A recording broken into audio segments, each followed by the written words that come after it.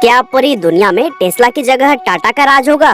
No doubt Tesla इस समय दुनिया की सबसे बड़ी कार कंपनी है और दुनिया में ईवी रेवोल्यूशन लाने का भी श्रेय इसी कंपनी को ही दिया जाता है। लेकिन इंडियन ईवी मार्केट के अंदर पिछले कुछ सालों में जो काम टाटा मोटर्स ने किया है वो भी अपने आप में किसी रेवोल्यूशन से कम नहीं है। साल 2021 में भारत के अंदर कुल 13,700 इलेक्ट्रिक कार सेल हुई थी, जिसमें से 11,600 कार्स अकेले टाटा मोटर्स ने ही बेची थी। और इस डेटा के अकॉर्डिंग इंडिया के ईवी सेगमेंट में टाटा ने 80% से भी ज्यादा मार्केट शेयर पर कब्जा किया हुआ है। वहीं टाटा ईवी का वर्ल्ड वाइड मार्केट शेयर भी अब 5% से बढ़कर 15% हो चुका है। अब देखिए दोस्तों, टाटा मोटर्स की Nexon EV max electric car का कंपैरिजन टेस्ला की सबसे सस्ती मॉडल 3 कार के साथ में किया जाता है, क्योंकि इन दोनों ही कार्स की रेंज ऑलमोस्ट सेम है। लेकिन टेस्ला के लिए दिक्कत की बात यह है कि टाटा की इस कार का प्राइस मॉडल 3 की तुलना में आधे से भी कम है। मतलब कि जहां टाटा की नेक्सॉन ईवी मैक्स 17 से 20 लाख रुपए में आपको मिल जाएगी, वहीं टेस्ला की मॉडल 3 के लिए आपको 40 लाख रुपए तक पे करने पड़ेंगे। और ये प्राइस भी टैक्स को छोड़कर है, क्योंकि इम्पोर्ट ड्यूटी को जोड़कर इसकी कीमत सीधे 70 से 80 लाख के आसपास चली जाएगी। और तो और टाटा मोटर्स का लक्ष्य साल 2025 तक इंडियन मार्केट में 10 नई इलेक्ट्रिक कार्स लॉन्च करने का है, जिसमें कि उनकी मोस्ट अवेटेड टाटा कर्व 2024 में और टाटा अवेन्या 2025 में लॉन्च की जाएगी। यानी कि टाटा ने अब पूरी तैयारी कर ली है कि वो इंडियन ईवी मार्केट के अंदर किसी भी देशी या फिर विदेशी कंपनी को कोई जगह नहीं देने वाले।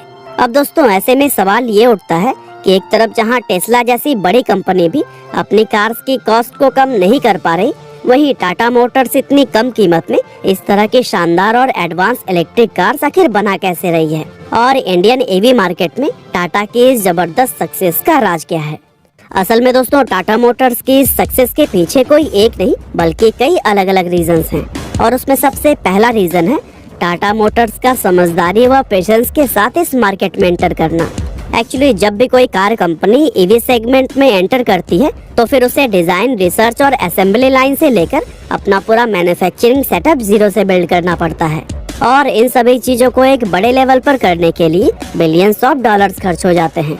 अब टाटा मोटर्स को ये बात बहुत अच्छी तरह से मालूम थी कि अगर उन्होंने एकदम से ये पूरा सेटअप बनाने में अपना पैसा इन्वेस्ट कर दिया तो फिर इससे न सिर्फ उनकी कार की कॉस्ट बढ़ेगी, बल्कि इसमें रिस्क फैक्टर भी बहुत ज्यादा हाई हो जाएगा, क्योंकि उस समय इंडियन मार्केट ईवीज के लिए बिल्कुल नहीं थी। ऐसे में उन्होंने एक नई मैन्युफैक्चरिंग यूनिट सेटअप करने की जगह पर अपनी मौजूदा फैक्ट्री की खाली पड़ी जगह को यूज करने का फैसला किया, और वहाँ पर टाटा ने अपने इंजीनियर्स को इलेक्ट्रिक कार्स बिल्ड करने के काम पर लगा दिया। हालांकि इस तरह से वो एक दिन में मैक्सिमम 8 से 10 कार से बना पाते थे, लेकिन इस स्ट्रैटेजी से उनकी मार्केट टेस्टिंग बहुत कम पैसों और बिना किसी रिस्क के पूरी हो गई। और फिर जैसे जैसे उन्हें मार्केट से रिस्पांस मिला, उसी हिसाब से वे धीरे धीरे अपनी ईवी यूनिट को बड़ा करते गए। इसके अलावा टाटा मोटर्स का टाटा ग्रुप की दूसरी कंपनीज के साथ में कोलैबोरेशन करना भी इसकी सबसे अहम स्ट्रैटेजीज में से एक रही थी, जहां टाटा मोटर्स ने अपनी इस स्ट्रैटेजी को मार्वल सिनेमैटिक यूनिवर्स की तरह ही टाटा यूनिवर्स का नाम दिया था। असल में ईवी एक ऐसी इंडस्ट्री है जिसमें कंपनी को बैटरी से लेकर चार्जिंग स्टेशंस बिल्ड करने तक सारे काम खुद ही करने पड़ते हैं।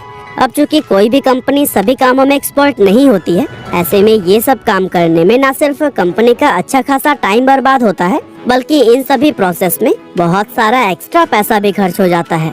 ऐसे में टाटा मोटर्स ने किया क्या कि उन्होंने ये सारे काम खुद करने की जगह पर अलग अलग काम टाटा ग्रुप की ही उन अलग अलग कंपनीज को सौंप दिए, जिन कंपनीज की इन कामों में एक्सपर्टीज है। फॉर एग्जाम्पल, टाटा मोटर्स ने चार्जिंग स्टेशन बनाने का काम टाटा पावर को, सॉफ्टवेयर का काम टीसीएस को और बैटरी बिल्ड करने का काम टाटा केमिकल्स को सौंपा हुआ है। और इस स्ट्रैटेजी की वजह से न सिर्फ टाटा मोटर्स के ईवी सेगमेंट का हर एक काम समय से पहले पूरा होता है, बल्कि साथ ही किसी भी चीज में उनका एक्स्ट्रा पैसा भी खर्च नहीं होता। और यही वजह है कि पूरी दुनिया के अंदर जितनी सस्ती इलेक्ट्रिक कार टाटा मोटर्स बना रही है, उतनी सस्ती और दूसरी कोई भी कंपनी नहीं बना पा रही। इसके अलावा टाटा मोटर्स ने मार्केट और कस्टमर की नीड को समझने में भी बहुत मेहनत से काम किया है, और ये उनके इस सफलता की तीसरी अहम वजह है। दरअसल टाटा मोटर्स को आज ये मालूम है कि इंडियन कस्टमर एक इलेक्ट्रिक कार के अंदर क्या क्या चाहता है और क्या नहीं चाहता। ऐसे में वो बिना किसी फालतू के फैंसी फीचर्स को ऐड किए बिना सिर्फ कस्टमर की नीड के अकॉर्डिंग सिंपल ईवीज बनाने पर अपना फोकस रखते हैं और इसीलिए आज इंडियन कस्टमर्स टाटा मोटर्स की ईवीज को सबसे ज्यादा पसंद कर रहे हैं। अब दोस्तों, टाटा के इन स्ट्रेटेजीज को देखते हुए शायद ही टेस्ला भारत में आना चाहेगी, और मान लीजिए कि आ भी जाती है तो फिर उनके यहाँ पर सफल होने के चांसेस लगभग ना के बराबर होंगे। और ऐसा होने के भी 3 अहम कारण हैं, जिसमें सबसे पहला रीजन है टेस्ला कार्स का प्राइस, जो कि इंडियन मार्केट के हिसाब से बहुत ज्यादा हाई है।